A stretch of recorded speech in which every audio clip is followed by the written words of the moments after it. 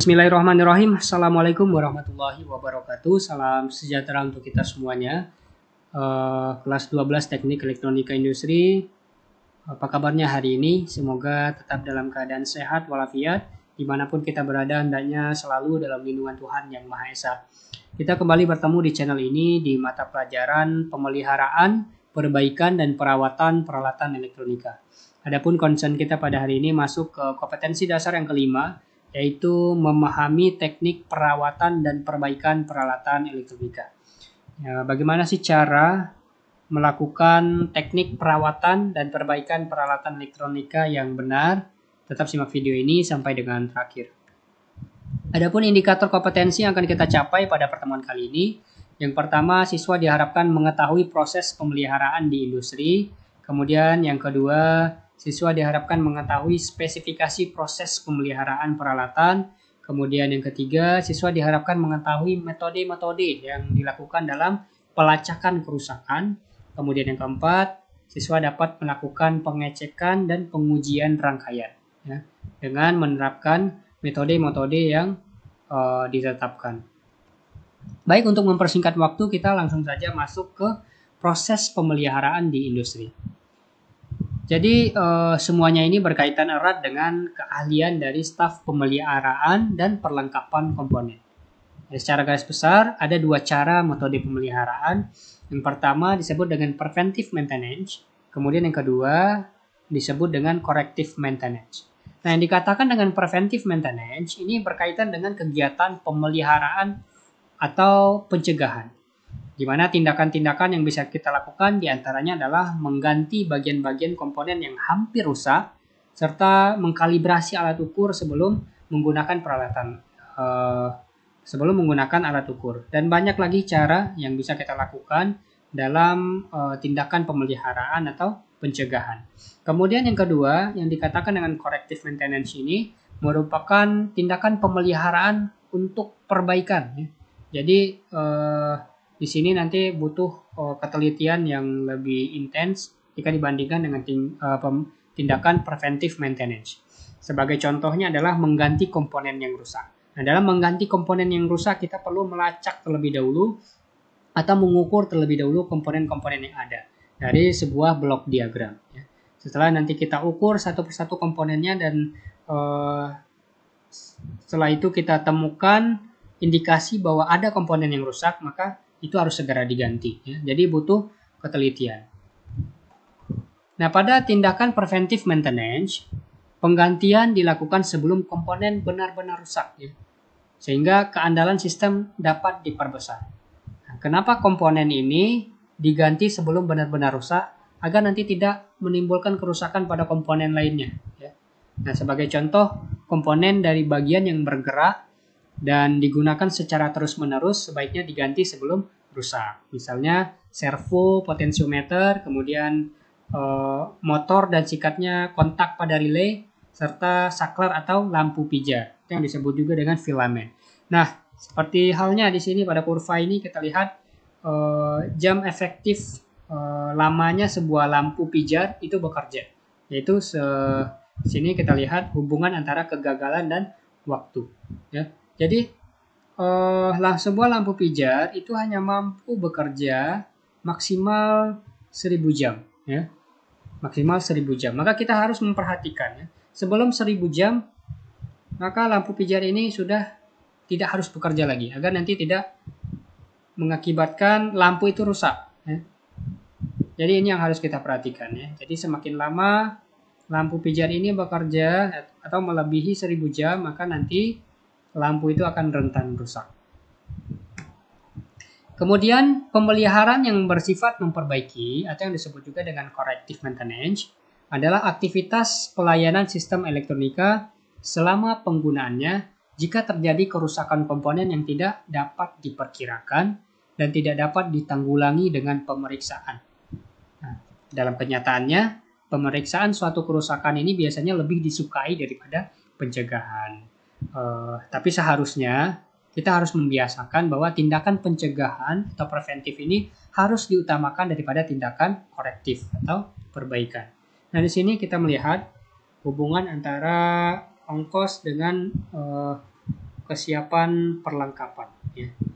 Dimana kita lihat ada hubungan yang rumit antara ongkos dengan perlengkapan. Jadi sama-sama membutuhkan ongkos ya untuk melakukan tindakan pemeliharaan dan tindakan perbaikan. Nah, keuntungan pemeliharaan terprogram diantaranya adalah yang pertama, tersedianya material yang lebih besar. Ya. Kemudian yang kedua, pelayanan yang diprogram dan penyesuaian memelihara hasil pabrik yang terus-menerus. Selanjutnya, pelayanan yang rutin lebih murah daripada perbaikan yang tiba-tiba dan menggunakan tenaga lebih banyak tapi efektif. Kemudian selanjutnya, penyesuaian perlengkapan dapat dimasukkan dalam program. Dan terakhir, yaitu dapat membatasi ongkos pemeliharaan dan perbaikan secara optimum. Nah, selanjutnya kita bahas spesifikasi. Spesifikasi ini adalah pernyataan terperinci dari karakteristik yang dikehendaki pada suatu perlengkapan, peralatan, sistem, produk, atau proses. Nah, seorang teknisi seharusnya tahu ya, tentang spesifikasi dari atau komponen-komponen apa saja yang digunakan dalam sebuah device elektronika. Ya. Dimana nanti spesifikasi ini digunakan sebagai acuan dalam melakukan tindakan pemeliharaan dan perbaikan. Nah, sebagai contoh, ya, seorang teknisi harusnya tahu komponen yang biasanya dipergunakan dalam industri elektronika. Di sini ada 3 bagian. Yang pertama, bagian mekanik seperti kasis logam dan siku-siku, kawat, papan rangkaian tercetak, kemudian konektor, plug, dan soket. Ini jenisnya, spesifikasinya harus diketahui oleh seorang teknisi. Kemudian yang kedua adalah komponen pasif. Apa saja sih jenis-jenis komponen pasif dan bagaimana karakteristik kerja dari komponen pasif itu. Jadi seorang teknisi harus mengetahui hal itu. Kemudian selanjutnya adalah komponen aktif seperti dioda, transistor, tiristor, FET, dan IC serta banyak jenis komponen aktif lainnya yang perlu diketahui bukan hanya jenisnya saja tapi juga karakteristik dari masing-masing komponen itu. Bagaimana sih sebuah komponen dikatakan terindikasi masih baik atau rusak? Seorang teknisi harus mengetahui hal itu. Nah, selanjutnya metode-metode pelacakan kerusakan. Di mana ada banyak macam metode-metode pelacakan kerusakan yang bisa kita lakukan. Nanti akan kita bahas. Di mana metode ini dapat dilakukan sendiri dengan memeriksa input dan output dari tiap blok fungsi. Jadi metode manakah yang paling baik itu tergantung pada jenis kerusakan sistem yang sedang diamati. Yang perlu untuk diperhatikan adalah bagaimana mencari kerusakan secara efisien, cepat, dan tepat. Karena di sini berlaku bahwa waktu itu adalah uang. Nah, adapun metode-metode yang sering dipakai dalam melacak kerusakan pada peralatan elektronika ada 6 metode. Yang pertama disebut dengan symptom function. Terus kemudian yang kedua signal tracing, yang ketiga disebut dengan metode tegangan dan hambatan, yang keempat itu metode half splitting, kemudian yang kelima disebut dengan metode pemutusan loop, dan yang keenam disebut dengan metode substitusi. Nah, bagaimana sih cara melakukan masing-masing dari metode ini? Kita bahas dari metode symptom function terlebih dahulu. Metode symptom function ini biasanya dilakukan dengan melacak bagian input dan output dari sebuah blok diagram atau device elektronika. Misalnya kita mendapatkan sebuah device elektronika mengalami kerusakan, maka yang perlu kita pastikan terlebih dahulu bekerja atau tidaknya peralatan itu adalah input dan outputnya. Ya.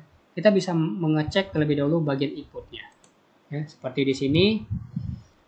Jika ada multi masukan, maka masing-masing masukan di sini kita cek. Baru kemudian terakhir dicek bagian outputnya. Kemudian yang kedua, ada yang satu masukan kemudian keluarannya banyak. Ini masing-masing kita cek. Masukannya kemudian satu-satu keluarannya juga. Atau bagian outputnya. Oke, metode selanjutnya ini disebut dengan signal tracing. Nah, dalam melakukan signal tracing ini kita membutuhkan alat yang namanya osiloskop ya, atau function generator yang biasanya dihubungkan ke osiloskop. Gunanya untuk membangkitkan atau sebagai trigger ke osiloskop nanti yang akan menampilkan bentuk sinyal yang dihasilkan oleh perangkat-perangkat ini. Jadi dari bentuk sinyal yang dihasilkan itu nanti kita bisa memperoleh kesimpulan apakah peralatan tersebut masih bekerja dengan baik atau tidak. Nah, sebagai contoh di sini ini adalah rangkaian power supply atau catu daya ya. Jadi dengan melihat atau dengan membandingkan bentuk sinyal yang dihasilkan dari input dan output dari rangkaian ini, kita bisa menyimpulkan apakah rangkaian ini masih berfungsi atau masih bekerja dengan baik atau tidak. Nah, ini disebut dengan teknik signal tracing. Kemudian yang ketiga yaitu metode tegangan dan hambatan. Ini adalah metode kelanjutan dari metode signal tracing atau metode yang pertama tadi. Di mana pada metode ini kita melakukan pengukuran tegangan atau pengukuran hambatan dari masing-masing komponen elektronika yang ada pada sebuah blok diagram. Jadi teknik tegangan dan hambatan ini sering digunakan dimanapun. Setelah teknik symptom function menunjuk pada rangkaian atau komponen tertentu sebagai sumber kerusakan, atau ketika suatu teknik signal tracing telah melokalisir suatu kerusakan dengan cara ini. Di mana metode tegangan dan hambatan ini digunakan untuk menunjukkan dengan tepat suatu komponen atau kerusakan rangkaian dan pada umumnya memerlukan data perusahaan untuk nilai-nilai komponen dan tegangan. Jadi metode tegangan dan hambatan ini bisa kita lakukan dengan melacak masing-masing komponen yang mengalami kerusakan atau yang mengalami gangguan pada masing-masing blok diagramnya. Nah, selanjutnya yang keempat ini adalah metode half splitting, yaitu pemisahan bagian tengahnya. Nah, di sini kita lihat ada berapa macam blok diagram. Dari blok diagram yang pertama sampai dengan blok diagram yang ke-8. Nah, ini bekerja secara berkesinambungan ya. Di mana blok diagram yang kedua membutuhkan blok diagram yang pertama untuk bekerja. Begitu juga seterusnya sampai ke blok diagram yang ke-8. Nah, caranya di sini adalah kita melakukan pemisahan bagian tengahnya. Misalnya ya, kita melakukan yang akan kita cek adalah bagian 2 ya. Maka kita dapat melakukan pemisahan dari blok diagram yang pertama dan blok diagram yang ketiga ya, untuk mengecek blok diagram yang kedua ini. Maka itu disebut dengan tindakan pemisahan bagian tengah atau metode half splitting. Dan yang kelima ini disebut dengan metode pemutusan loop ya. Jadi sama halnya dengan metode yang sebelumnya, di sini kita memutuskan loopnya ya. Kita memutuskan hubungan antara rangkaian ini ya ke rangkaian yang ini ya, nanti dihubungkan ke rangkaian lainnya. Ini adalah pembanding ya, rangkaian pembanding yang dapat kita gunakan sebagai ukuran nantinya apakah blok diagram itu masih berfungsi atau tidak ya. Ini disebut dengan metode pemutusan loop. Kemudian yang terakhir ini adalah metode substitusi. Dalam metode ini biasanya diperlukan penyolderan atau penggantian komponen sebagai tahap akhir dari proses pelacakan kerusakan. Di mana nanti jika telah kita telusuri semua blok diagram dan sudah kita cek komponen satu persatu dan kita menemukan bagian komponen yang rusak, maka komponen itu perlu diganti dengan melakukan penyolderan dengan spesifikasi komponen yang baru. Di mana ada dua tahap pokok dalam metode substitusi ini yang harus dilakukan, yakni yang pertama gunakan komponen pengganti yang benar yang sesuai dengan spesifikasi sebelumnya, kemudian hubungkan secara benar pada rangkaian ya. Dan selanjutnya sebelum melakukan penggantian disarankan untuk melakukan pemeriksaan dengan metode lainnya, metode-metode yang sebelumnya yang sudah kita bahas tadi ya.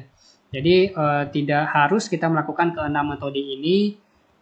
Yang penting adalah tekniknya yang tadi ya. Kita dapat melakukan pelacakan secara cepat dan tepat ya. Karena waktu itu adalah uang. Baik, ini saja yang bisa kita bahas pada pertemuan kali ini. Semoga bermanfaat. dan terima kasih telah meluangkan waktu serta kuotanya untuk menyimak video ini. Akhir kata, Assalamualaikum warahmatullahi wabarakatuh.